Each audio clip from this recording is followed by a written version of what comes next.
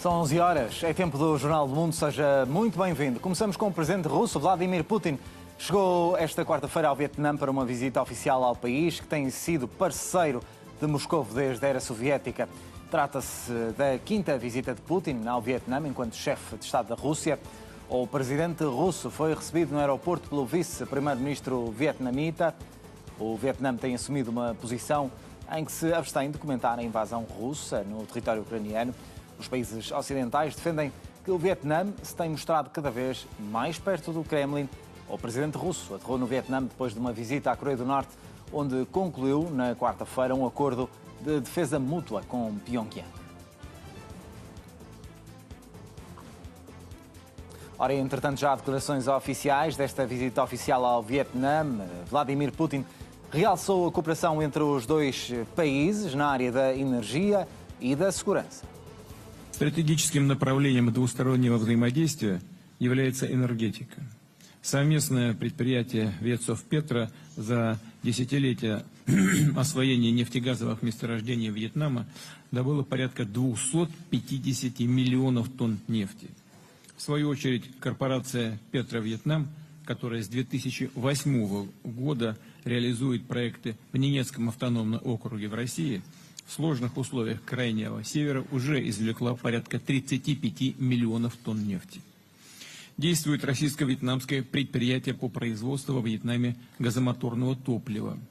Кроме того, компании из России готовы подключиться в качестве соинвесторов и поставщиков к масштабным проектам с использованием сжиженного природного газа. Está tudo alinhado para que a Ucrânia possa começar a usar jatos F-16 ainda este verão. Após os atrasos nas entregas das aeronaves e no treino dos pilotos, os Países Baixos dizem que a Ucrânia deve receber os primeiros aviões já no verão. Volodymyr Zelensky espera que a introdução dos F-16 mude a dinâmica de guerra, de modo a forçar a Rússia a adotar táticas mais conservadoras nos ataques em áreas mais próximas da fronteira. Seguimos para a França, onde o líder da extrema-direita defende o apoio da Europa em relação aos esforços de guerra na Ucrânia, mas com várias limitações. Bardella não concorda com o envio de mísseis de longo alcance e a presença de tropas francesas no palco de guerra.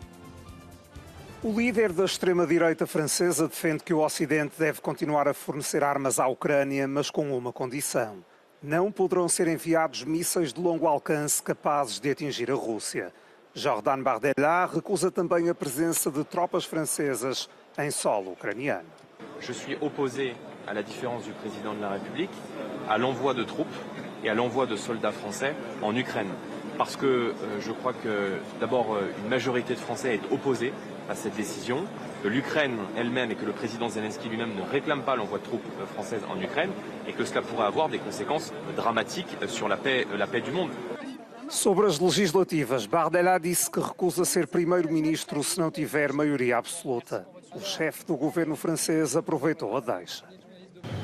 J'ai l'honneur d'être Premier ministre depuis 5 mois, dans un moment extraordinairement difficile, avec la guerre qui est revenue en Europe, avec le défi climatique, avec les enjeux et les bouleversements géopolitiques, l'éruption de l'intelligence artificielle, avec évidemment des difficultés importantes et avec une majorité relative. Pas une seule seconde, je me suis dit trop compliqué, il y a une majorité relative, j'y vais pas. Ça montre pour moi une chose, c'est que le Rassemblement national, c'est un parti d'opposition, c'est pas un parti de gouvernement. A campanha em França para as legislativas antecipadas de 30 de junho e 7 de julho começou oficialmente na segunda-feira. Os Houthis divulgaram esta quinta-feira um vídeo onde mostram um ataque a uma embarcação grega que transportava carvão no Mar Vermelho. A embarcação foi atingida no dia 12 de junho por mísseis e também um barco que carregava explosivos foi controlado remotamente. O naufrágio deste navio comercial foi o segundo provocado pelo grupo rebelde do Iémen desde novembro do ano passado.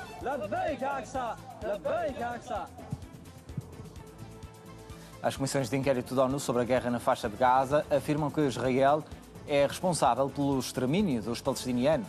As Nações Unidas acusam Israel de crimes de guerra e contra a humanidade.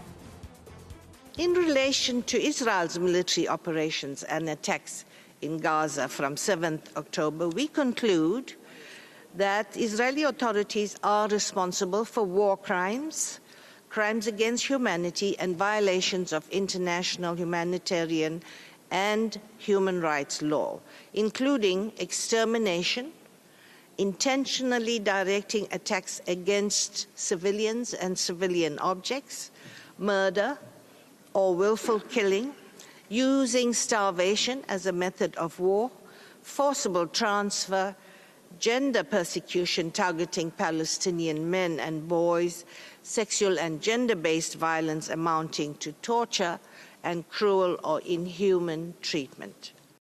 Outras notícias a marcar o dia. Um incêndio florestal na Grécia levou à evacuação de 2 cidades e 3 campos de férias escolares.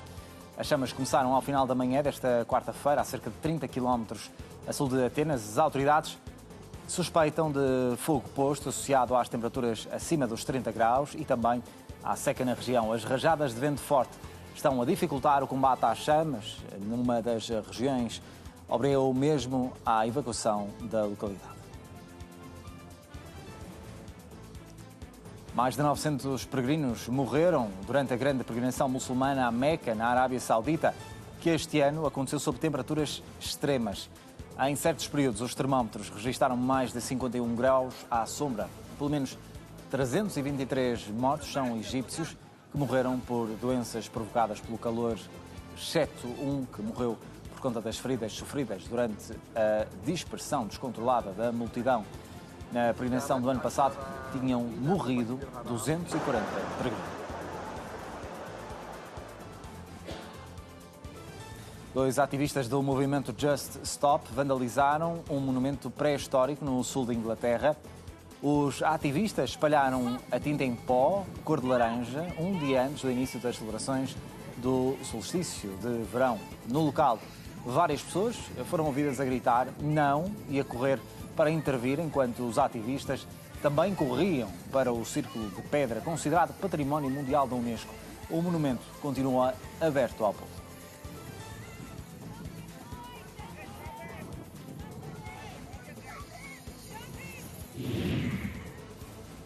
É tempo de abrirmos janela de análise nesta edição do Jornal do Mundo e por isso é a nossa convidada, Cátia Miriam Costa, especialista em assuntos relacionados com China, países de língua portuguesa e também economia internacional. Obrigado por estar connosco nesta edição do Jornal do Mundo. Vamos começar pela análise àquilo que aconteceu hoje, nomeadamente a visita de Vladimir Putin, ele que está hoje no Vietnã, já passou pela Coreia do Norte.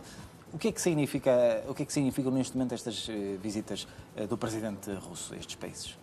Olá, muito bom dia e muitos parabéns por este programa dedicado à área internacional. Estas visitas visam cimentar as relações externas da Rússia e também demonstrar que a Rússia não está completamente isolada, portanto permanece com canais de diálogo, não só no interior das organizações internacionais em que participa, como a organização dos BRICS ou da Organização de Cooperação de Xangai, mas também bilateralmente, portanto continua a fomentar proximidade bilateral.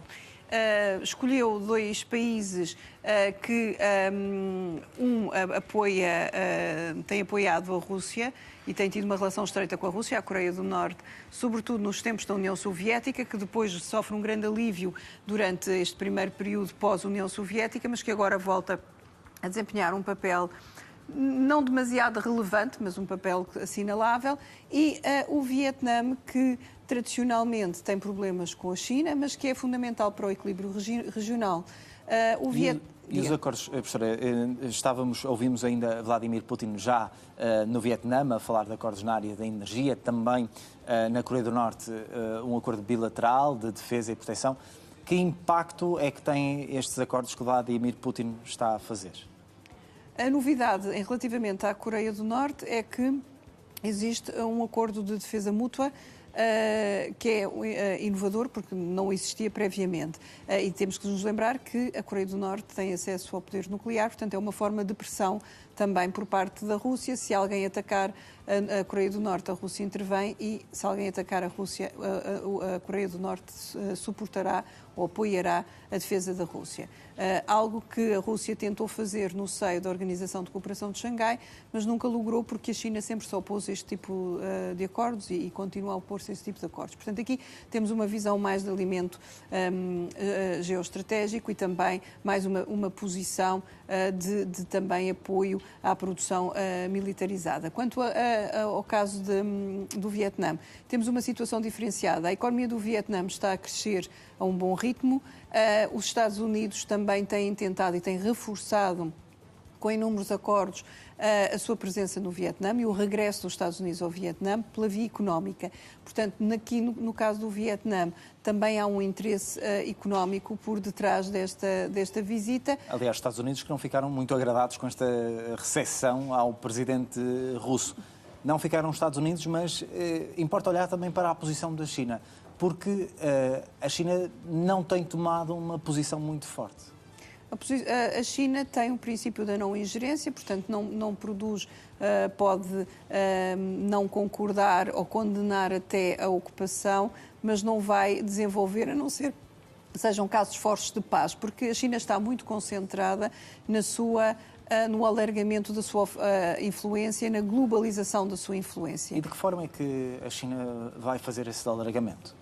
Tem feito progressivamente através da inauguração de fóruns regionais, como nós temos um fórum para a África, um fórum para o Médio Oriente, e o último que realizou em 2014, que fundou em 2014, foi precisamente para a América Latina. E é com alguma apreensão que neste momento os Estados Unidos, que concentraram muito a sua política na área da defesa securitária, portanto muito ligada à defesa, à segurança, nomeadamente das migrações, e é com alguma apreensão que os Estados Unidos veem o incremento do número de países com relações com a China na América Central, em que já se incluem desde 2015 o Panamá, depois também temos em 2018 El Salvador, em 2023 finalmente as Honduras, e agora a Guatemala está aqui em disputa. O que é que a China está a fazer nesta região no mundo? Está a investir fortemente na criação, na ajuda ao desenvolvimento e à criação de infraestrutura. Mas isto não é de agora?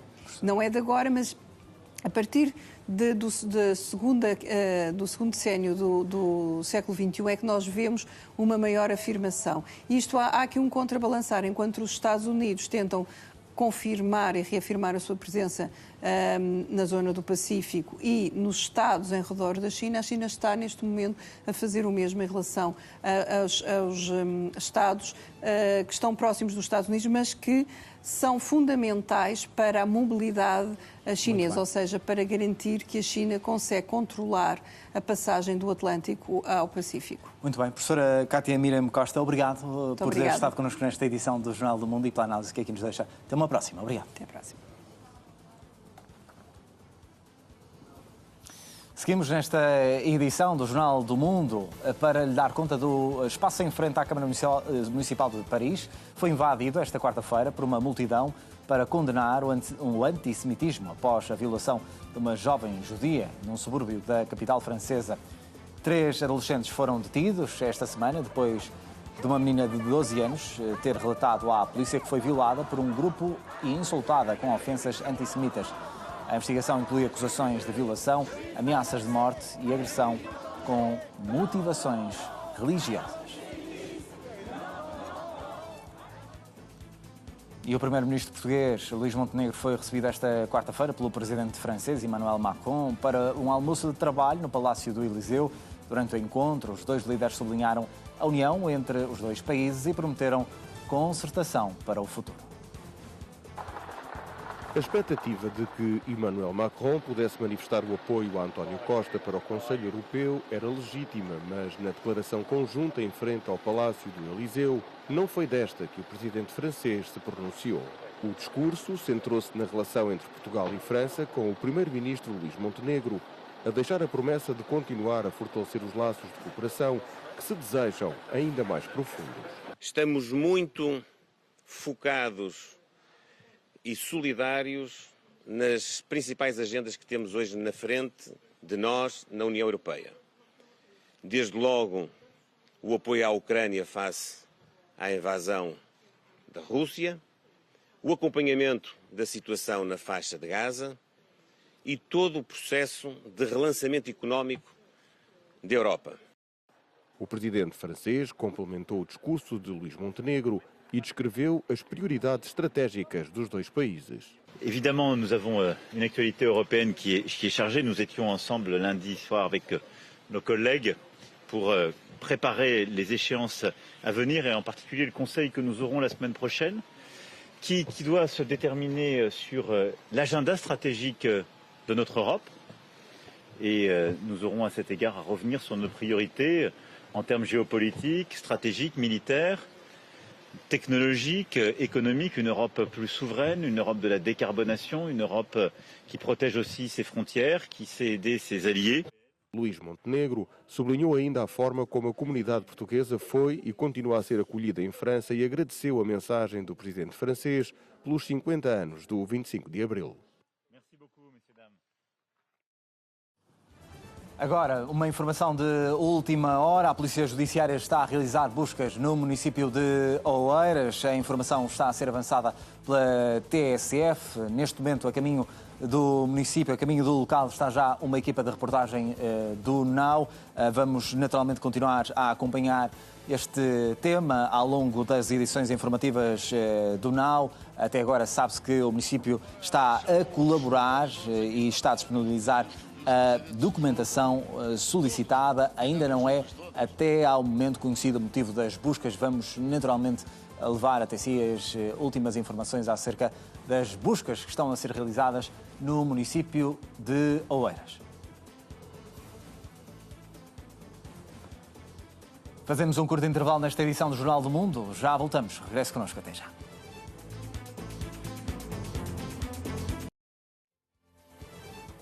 Bem-vindo de regresso ao Jornal do Mundo. Antes de avançarmos com a atualidade internacional, impõe-se a atualidade nacional. A Polícia Judiciária está a realizar buscas desde a manhã desta quinta-feira na Câmara de Oeiras.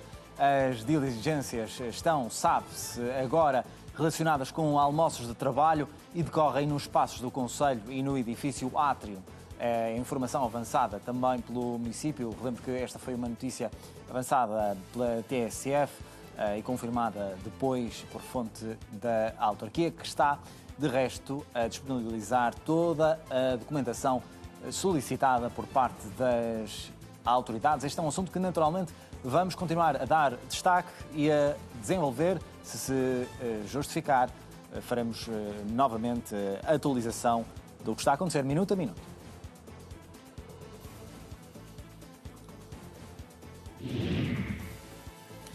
É tempo de abrirmos a janela de análise nesta edição do Jornal do Mundo. Desde o início do ano, perto de 1.390.000 pessoas tentaram chegar dos Estados Unidos, atravessar dos Estados Unidos para o México. Este é o mote para a nossa conversa com Nancy Gomes, é especialista em assuntos da América Latina da CPLP. Obrigado por estar connosco nesta edição do Jornal do Mundo. Estes números são baseados num relatório dos primeiros meses do ano. O que é que nos indicam? Antes que tudo, obrigada pelo convite e muitas felicidades e parabéns pelo programa. Bom, estes números vão dando conta de um fenômeno que tem vindo a ganhar uma nova dimensão, novas características nas Américas. Falamos, portanto, do México a partir de aqui, não só como um sítio de passagem ou de origem das migrações, mas também de destino das migrações, porque o México, a partir de, sobretudo, da administração de Donald Trump nos Estados Unidos da América, passou a garantir como que o muro ter uma política mais agressiva muito para a mais de policiamento. As eleições que vão acontecer podem ter influência na política migratória? As eleições nos Estados Unidos da América, bom, o tema das migrações é um tema relevante e cada vez mais relevante. Há 2 dias, precisamente, o presidente Joe Biden lançou umas medidas, novas medidas, que visam, sobretudo, conquistar este público eleitor entre os quais muitos migrantes irregulares que vivem nos Estados Unidos da América. Qual é agora, neste momento, o fluxo migratório entre as Américas? Ou seja, qual é o fio condutor neste momento? Há vários fios, há vários percursos ou rotas migratórias e esta é uma grande novidade. Aliás, o relatório que avançou, que é o Relatório Nacional do México, mostra-nos que as migrações nas Américas agora são bastante diversas. Isto significa, e globais. Isto significa que, para além de centro-americanos, que era o típico, que o fluxo fosse dominado, sobretudo, por centro-americanos que queriam entrar nos Estados Unidos, neste fluxo existem também muitos venezuelanos e também de outras nacionalidades distintas da região. Encontramos chineses, encontramos africanos. Professora, é um fenómeno complexo, mas nós estamos também a falar de muita insegurança nestas rotas migratórias. Muita insegurança. Aliás, as migrações devem ser vistas não só no contexto histórico em que elas ocorrem, mas também esta dimensão humanitária e que tem a ver com os direitos humanos, ou os direitos das pessoas. Muitas destas rotas, nomeadamente na América Central, e se formos ver os números, são verdadeiramente preocupantes. Muitas dessas rotas passam, ou uma delas passa pela selva do Darién. Nós temos, inclusive, professora, uma imagem que peço, se for possível, colocar. São as outras imagens que mostram precisamente aquilo que estava a dizer dessa selva, que nos dá uma ideia, é esta imagem que estávamos a ver. O que é que significa esta imagem? Esta imagem mostra-nos o drama humanitário que acompanha muitas vezes estes fluxos. Este, pontualmente, que atravessa esta selva muito perigosa, que está fora do controle dos Estados, onde os grupos criminosos operam, onde as condições do ponto de vista dos animais selvagens, portanto, o selvagem e são naturalmente pessoas frágeis que vão em busca de uma oportunidade, não é? Sem dúvida. Professora Nancy Gomes, especialista em assuntos da América Latina, obrigado por ter estado connosco nesta edição do Jornal do Mundo. Muito obrigada. Até uma próxima. Até obrigado. uma próxima. Obrigada. Seguimos nesta edição do Jornal do Mundo. No dia 1 de julho, a Hungria recebe da Bélgica a presidência rotativa do Conselho da União Europeia e já definiu como prioridade a aumentar a competitividade do bloco. Tornar a Europa grande novamente será o slogan da presidência rotativa do Conselho da União Europeia no segundo semestre do ano, que a Hungria recebe da Bélgica a 1 de julho. O diplomata que representa o país junto da União Europeia disse que não é a versão europeia do slogan de Donald Trump, candidato republicano dos Estados Unidos, mas antes uma aposta na melhoria da competitividade do bloco. Outra das prioridades será o alargamento, com especial atenção aos países candidatos da região dos Balcãs Ocidentais. Não estão previstas quaisquer negociações de adesão com a Ucrânia. We very much would like to continue the negotiation talks with the Western Balkan countries. This is a good opportunity now and a momentum in order to be able to speed up the enlargement process of the Western Balkan countries. They have been waiting for this long time, and I think we should try to encourage to speed up the process and organize IGCs with the countries of the region, open clusters, close chapters, as many as possible. A Ucrânia tem sido uma prioridade da União Europeia nos últimos 2 anos, desde que começou a guerra no país. E o embaixador afirmou que acompanham os acontecimentos com atenção, mas que isso não será uma prioridade na agenda. Outro tema no programa semestral que tem destaque é a segurança alimentar. Embora a Hungria se oponha a muitos elementos do Pacto Ecológico Europeu, tais como a Lei de Recuperação da Natureza recentemente adotada, a presidência húngara identificou a agricultura sustentável como uma prioridade.